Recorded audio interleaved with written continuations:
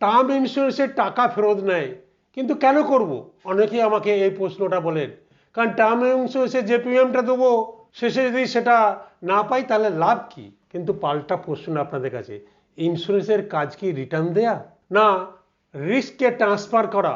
ধরুন একজন 40 বছরের মানুষ, পরিবার তার ইনকামের উপর নির্ভরশীল, হোম লোন আছে, সন্তানের এডুকেশনের গোল আছে, রিটায়ারমেন্টের জন্য ইনভেস্টমেন্ট চলছে, হঠাৎ তার যদি কিছু হয়ে যায়, এসআইপি এই গোল তখন হয়তো 15 বছর দূরে, সেই 15 বছরের ইনকাম কে দেবে?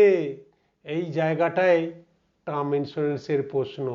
টার্ম ইন্স্যুরেন্স আপনার ইনভেস্টমেন্ট নয়, এটা আপনার পরিবারের রক্ষা কবচ, মানে ইনকাম প্রোটেকশন, আর আপনার মেন্টাল পিস।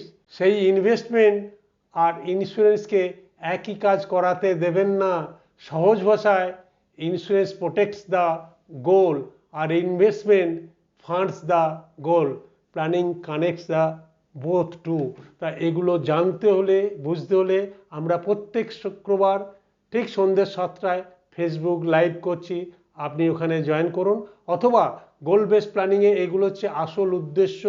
জানতে হলে, বুঝতে হলে আমাদের হোয়াটসঅ্যাপ নাম্বারে লিখুন গোল, তাহলে আমাদের অফিস থেকে আপনার সঙ্গে যোগাযোগ করবে। কারণ আমাদের মিশন ভিশনই হচ্ছে বাঙালি ইনভেস্ট করুন, আগে জানুন, বুঝুন, দিয়ে ইনভেস্ট করুন।